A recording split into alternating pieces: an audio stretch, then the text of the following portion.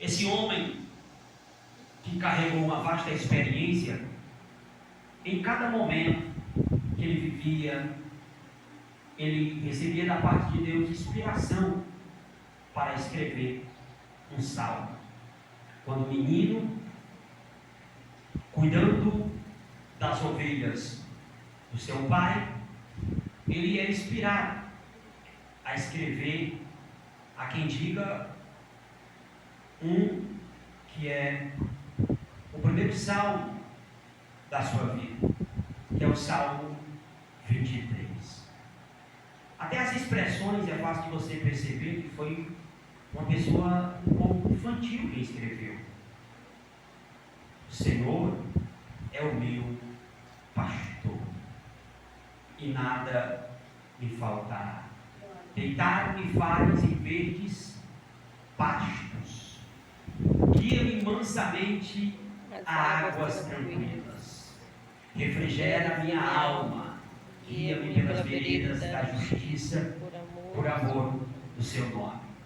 Ainda que eu andasse pelo vale da sombra da morte, eu não temeria mal algum, porque tu estás comigo. A tua vara e o teu cajado me consolam. Preparas uma mesa perante mim, na presença dos meus adversários. Unges a minha cabeça com óleo, e o meu cálice transborda. Certamente que a bondade e a misericórdia me acompanharão todos os dias da minha vida, e eu habitarei na casa do Senhor por longos dias. Perceba que cada palavra dele é tirada de experiências que ele vivenciou. Quando ele fala, livra-me, ainda que eu andasse pelo vale da sombra da morte, eu não temeria mal algum, certamente Davi está falando das batalhas que ele travou. Quando o leão foi após as ovelhas e pegou uma ovelhinha, e Davi lutou com aquele leão, ainda sendo um menino de aproximadamente 15 a 16 anos, luta com aquele leão, se sobressai diante dele e o mata. Contra o urso, vai também após as ovelhas, pega uma ovelhinha, Davi vai lá, luta com o urso e prevalece sobre ele e o mata. Ele está fazendo menção aqui daquilo que ele vivenciou, salmos que ele recitava, não eram salmos teóricos, não era filosofia. O que é filosofia? São frases bonitas, lindas, mas que muitas vezes aqueles que recitam não viveram aquela experiência, são apenas palavras, simples palavras. Já os salmos que Davi recitava eram salmos baseados nas suas experiências. Quando ele diz: preparas uma mesa perante mim, na presença dos meus inimigos, está falando do episódio em que o Senhor mandou o profeta Samuel ir até a casa de Jessé, ungir um mancebo que ele, o Senhor, tinha se agradado dele e ia separar ele para ser o rei de Israel. Ora, uma vez que Davi era rejeitado dentro da sua casa pelos seus irmãos, a Bíblia não faz menção de como era a sua relação com a sua mãe. Rejeitado pelos seus irmãos, rejeitado pelo próprio pai, a própria família desse menino o rejeitava. A prova é que quando Samuel avisa que vai à casa de Jessé para realizar ali uma cerimônia, porque dentre os filhos de Jessé, Deus tinha se agradado de um, ia separar um deles para ser rei. O que Jessé faz? Ele separa os seus filhos, com exceção de Davi. Davi ele deixa no pasto cuidando das ovelhas. Deixa Davi no pasto cuidando das ovelhas, porque ele não acreditava em hipótese alguma que Davi seria aquele que Deus tinha escolhido. É por isso que nós não podemos e nem devemos, em hipótese alguma, julgar segundo a aparência e a nossa ótica e dizer que não presta, que não serve, que não dá, porque quem separa é Deus, quem escolhe é Deus, quem capacita é Deus, Quem levanta é Deus. Quem dá Aleluia, sabedoria Jesus. é Deus. Glória a Quem Deus. usa é Deus. Quem faz prodígios, sinais e maravilhas é Deus. O próprio Aleluia, Pai disse, Deus. não presta, não serve, não é. Se não for Eliabe, se não for Aminadab, se não for Samar, pode ser algum dos meus outros filhos. Mas Davi? Não, não é Davi não. É não. Qualquer um, menos Davi. É aí que sai. É aí que saem os grandes vultos da humanidade, os grandes heróis, dos improváveis, dos menosprezados. Aí ele vai dizer: preparas uma mesa. Olha, porque quando Samuel ele está diante de Eliabe, que não é Eliabe, que passa Aminadab, que passa Samar, que passa os demais filhos de Jessé, e Samuel pergunta: acabaram-se os mancebos? Acabaram-se os meninos, os moços? Aí Jessé: rapaz, não, só um, mas ele está lá no campo. Lá no campo. A Bíblia não diz, mas eu posso imaginar aqui com a minha mente de pregador pentecostal, que Samuel pode ter dado até uma dura em Jessé: rapaz, por que tu fez isso? Eu não mandei tu separar todos os teus filhos? Eu não mandei tu separar todos os teus filhos? Que o Senhor tinha se agradado de um, aí tu vai e deixa o menino lá. Tira vergonha. Vai buscar, porque nós só vamos se assentar à mesa para comer. Quando ele chegar, olha, todo mundo lá na roda da mesa, água na boca, fome, a barriga roncando, querendo comer. Mas alguém dizia: só pode comer quando Davi chegar. Sendo que todos os dias eles comiam e deixavam Davi lá no canto. Davi vai comer lá no fundo, lá atrás. Vai comer no fundo, vai comer lá no quintal, come dentro do banheiro, come em qualquer canto. Na mesa aqui que não se assenta com a gente não. Tu pensa que Davi participava? Na mesa aqui tu não participa conosco. Vai comer no quintal, vai comer no lixo. Conosco aqui tu não participa. E nesse dia, olha como é que Deus, rapaz, esse Deus é um Deus que nos surpreende, não é? Esse Deus é um Deus que nos surpreende. Nesse dia, a mesa está posta, os ilustres estão lá, todo mundo quer comer, todo mundo quer se assentar para saborear aquela comida. E naquele dia, quem odiava Davi, quem detestava Davi, deve ter pensado: oh rapaz, como eu queria ser Davi agora. Eles olhavam, eu vou parafrasear e permita-me parafrasear. Eles olhavam para a cadeira de Davi, porque o lugar de Davi já estava separado. Naquele dia estava separado. Nos outros dias não tinha, mas naquele dia estava separado. O lugar de Davi estava separado. Eles olhavam para o assento e diziam: ah, rapaz, como eu queria me sentar nessa cadeira. Mas alguém dizia: mas essa cadeira é de Davi. Senta não. Senta não, porque chegou o dia de Davi, chegou a hora de Davi, chegou a vez de Davi. Aleluia, Deus. O menino vai chegar, e quando o menino chega, a mesa está posta, os inimigos estão diante da mesa. Aí ele vai lá pegar uma parte desse salmo e formatar na sua mente, naquele episódio que está acontecendo na sua vida. Preparas uma mesa perante mim, na presença dos meus inimigos. Aí chega o grande e esperado momento, quando a voz de Deus brada no coração do profeta e diz: é esse daí, unge ele. Aí ele diz: unges a minha cabeça com óleo e o meu cálice transporta. Oh, glória a Deus, aleluia. As palavras de Davi, os salmos de Davi, não eram meras filosofias vãs, ocas e sem palavras. Eram frases que ele tirava de experiências que ele vivenciava. O Salmo 27 foi escrito por Davi em um momento de aflição. Ele estava dentro de uma caverna. Saul queria matar ele. Saul separou os melhores homens do seu exército.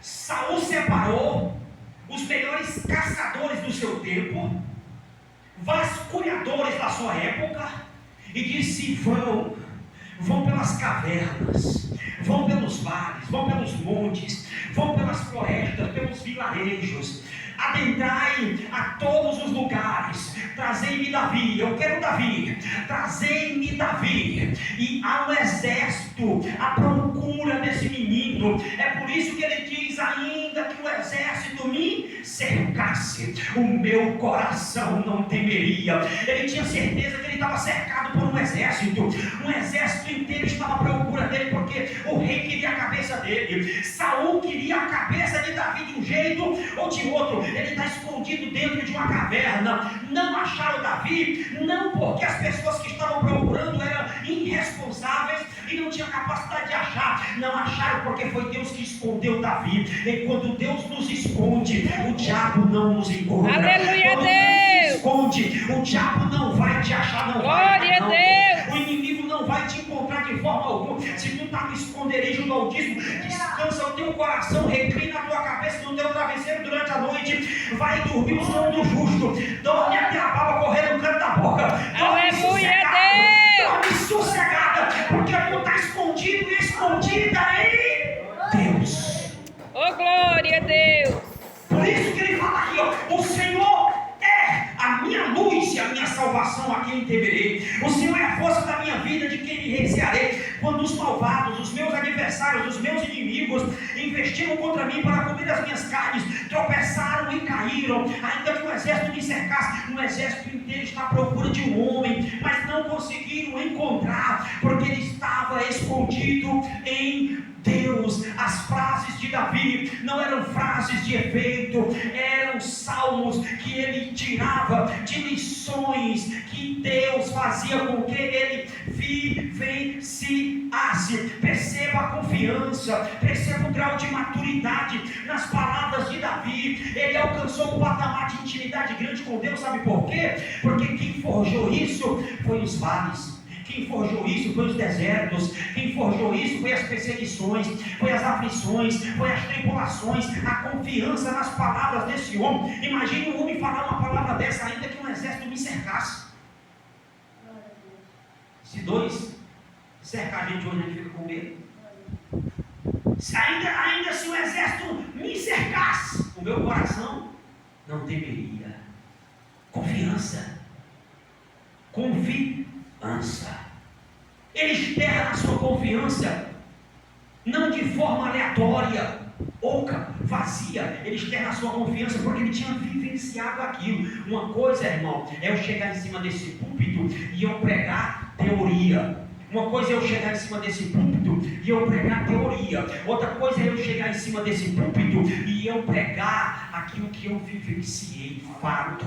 Eu pregar o que eu vivenciei é uma coisa, eu pregar uma teoria é outra coisa completamente diferente. Você sabe por que muitas vezes Deus permite nós passar experiências amargas na nossa vida? Você sabe por que muitas vezes Deus permite nós passar por vales e atravessar desertos? Você sabe por que muitas vezes o Senhor permite que nós sejamos lançados em covas, jogados dentro de fornalhas ardentes? Você sabe por que muitas vezes Deus nos permite estar diante de coisas impossíveis, insolúveis de ser resolvida, para que quando você for abrir a boca para testificar das maravilhas dele, você não venha testificar daquilo que os outros vivenciaram, você venha testificar daquilo que você vivenciou. Porque quando você testifica daquilo que você vivenciou, você testifica com propriedade, com convicção, com certeza, a segurança das tuas palavras, porque você não está falando algo apenas pela teoria, você está falando algo pela prática. Você vai falar de uma coisa que você tem propriedade para falar, porque você passou e você venceu, você viveu e você sobreviveu, porque o Eterno foi contigo, porque o Eterno te ajudou, porque o Eterno te sustentou. É por isso que muitas vezes Deus nos permite passar por essas determinadas coisas que nós não queremos passar, mas Ele permite. Os salmos de Davi são salmos extraordinários. Cada salmo revela um momento, uma fase, uma situação difícil que ele vivenciou, mas cada uma mais bela do que as outras. Outro salmo que Davi, ele nos mostra com clareza, através das suas palavras, o que estava acontecendo na sua vida. foi quando ele cometeu aquele pecado com Betseba, cometeu aquele adultério, passou um ano ainda por parte dos panos, só que Deus, Ele traz o pecado oculto à tona. Deus traz o pecado oculto à tona. Deus tinha falado, tinha deixado bem claro.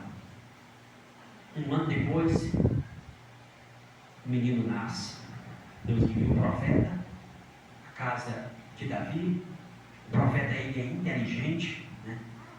Era o rei, ele tinha que chegar com sabedoria. Ele conta uma história, faz Davi sentir na pele o que Urias ele sentia.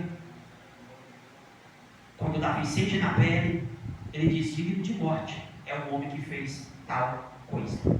Pela cordeira ele terá que restituir quadruplicadamente. Ele vai ter que restituir 4 vezes. E ele mesmo deu a sentença. Ele deu a sentença dele. É digno de morte. Em outras palavras, ele está dizendo. Ele não sabia que era ele, mas ele disse: eu mereço morrer. Quando ele disse é digno de morte, Natan disse: esse homem é você. Aí ele desabou. Desabou, caiu no chão, chorou. Pedindo perdão a Deus. Pedindo perdão. Foi aí, depois que ele é repreendido por Natan, é que ele escreve o Salmo 51. Você já percebeu a melancolia que tem nesse salmo? Esse salmo é cheio de melancolia. Quando você lê, tu lê e fecha os olhos, dá para tu sentir a angústia que a pessoa está sentindo antes de eu ler esse salmo. Eu já li esse salmo tão assim, me envolvi tanto que eu chorei. É um salmo melancólico, desesperador, angústia de uma pessoa que acabou de cometer um pecado. Você percebe ali o poder das palavras. Porque ele percebe que o que ele fez foi gravíssimo. Ele diz: tem misericórdia de mim, ó Deus, tem misericórdia de mim. Ele grita, porque ele percebe que o que ele cometeu é gravíssimo. Perceba as palavras de Davi agora. Ele diz: tem misericórdia de mim, ó Deus, segundo a tua benignidade. Apaga as minhas transgressões, segundo a multidão das tuas misericórdias. Lava-me completamente da minha iniquidade e purifica-me do meu pecado. Porque eu conheço as minhas transgressões e o meu pecado está sempre diante de mim. Contra ti somente pequei e fiz ao que em teus olhos é mal, para que seja justificado quando falares e puro quando julgares. Eis que em iniquidade eu fui formado e em pecado me concebeu minha mãe. Eis que amas a verdade no íntimo e no oculto me fazes conhecer a sabedoria. Purifica-me com isopo e ficarei puro. Lava-me e ficarei mais alvo do que a neve. Faz-me ouvir júbilo e alegria, para que goze os ossos que tu quebraste. Esconde a tua face dos meus pecados e apaga todas as minhas iniquidades. Cria em mim, ó Deus, um coração puro e renova em mim um espírito reto. Não me lances fora da tua presença, nem retires de mim o teu Espírito Santo. Torna a dar-me a alegria da tua salvação e sustente-me com espírito voluntário. Então ensinarei os transgressores os teus caminhos e os pecadores a ti se converterão. Livra-me dos crimes de sangue, ó Deus da minha vida, ó Deus da minha salvação, e a minha língua louvará altamente a tua justiça. Abre, Senhor, os meus lábios, e a minha boca entoará o teu louvor, porque te não comprases em sacrifícios, senão eu os daria. Tu não te deleitas em holocaustos. Os sacrifícios para Deus são um espírito quebrantado, a um coração quebrantado e contrito não desprezarás, ó Deus. Abençoa Sião segundo a tua boa vontade, edifica os muros de Jerusalém. Então te agradarás de sacrifício, de justiça, dos holocaustos e das ofertas queimadas. Então se oferecerão novilhos sobre o teu altar. Você percebe a profundidade das palavras dele. Boa parte do salmo aqui, ele se direciona a Deus pedindo perdão pelos seus pecados. Boa parte do salmo, Davi está orando, pedindo a Deus para perdoar os pecados dele. Porque ele sabia que o que ele tinha feito era de natureza gravíssima. Ele foi profundo aqui nesse salmo. Ele grita, ele clama, ele chora, ele pede misericórdia. É tanto que quando Natan notifica ele lá que esse homem era ele entra em desespero, porque, puxa vida, eu vou morrer.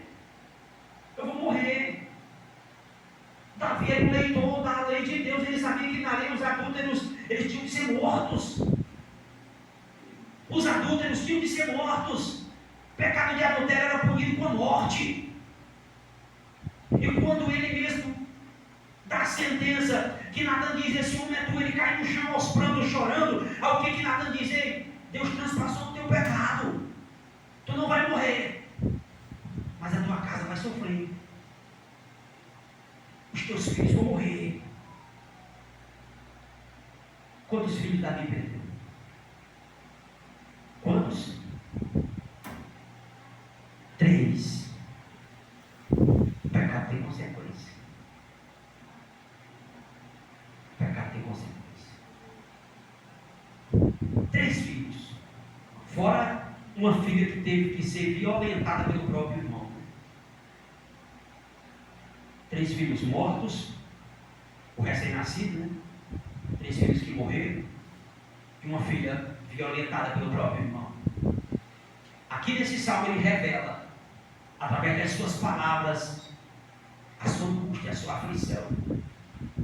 Por isso que os salmos dele são salmos tocantes, são salmos envolventes. Que nós possamos nessa noite nos alegrar na pessoa bendita do Deus Todo-Poderoso, porque o que ele faz e o que ele permite que aconteça na nossa vida, ele não permite simplesmente por permitir, e ele não faz simplesmente por fazer. Tudo há um propósito de Deus naquilo que acontece na nossa vida. Porque ele vai pegar até os nossos erros e vai fazer com que os erros que nós cometemos, de alguma forma, se tornem benefício para a nossa vida. Não que Deus vai retirar as consequências dos nossos pecados, porque pelos nossos pecados nós temos que pagar, isso é fato. Isso é fato. Pelos nossos pecados, inevitavelmente, nós temos que pagar. Mas Ele quer que nós venhamos extrair boas lições, até mesmo dos erros que nós cometemos, para usar aqueles momentos difíceis e dolorosos da vida, para produzir crescimento, maturidade, experiência, sabedoria, e nós possamos sair dali pessoas melhores, mais sábias e inteligentes, e instrumentos de Deus para a vida de outras pessoas, para comunicar e avisar aquelas pessoas, como eu já tentei comunicar pessoas de erros e pessoas não aceitaram. É tão triste quando você vê uma pessoa caminhando em direção a um abismo, você chega para a pessoa e diz: ei, rapaz, continua nesse caminho não. Tem um abismo ali na frente, tu vai cair se tu continuar. Cuidado. E a pessoa endurece a cerviz, deixa a espinha ereta, não se quebra, não se humilha, não quer reconhecer. Aí cumpre-se na vida dessa pessoa aquilo que está lá em Provérbios, capítulo 18, versículo 12, que me faz a memória.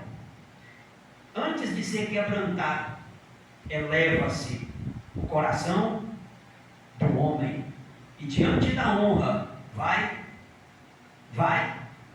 a humildade. Antes de ser quebrantado, olha a palavra, antes de ser quebrantado, eleva-se o coração do homem, ou seja, ele se exalta, se incha, se soberbece. Antes de ser quebrantado, eleva-se o coração do homem, e diante da honra vai a humildade. Sabe o que o texto está dizendo? Quem quer ser honrado tem que ser humilde, tem que reconhecer que errou. Foi o que aconteceu com Davi. Ele bateu no peito e reconheceu que estava errado. Eu errei. Que Deus me puna. Que Deus me puna. Ao oposto de Saul, que Deus disse: tu errou. Ele disse: errei não. Era Samuel dizendo: tu errou. Não errei. Eu fiz o dito do Senhor, fiz o que Deus mandou. E Samuel dizia: tu não fez. Samuel: eu fiz. Ele redutou. Ele não admitiu. Amém, queridos? Amém. Então guarda essa palavra no teu coração. Que bom é Deus para conosco. E aquele que Deus é bom, diga amém. Amém. Fique em pé para nós.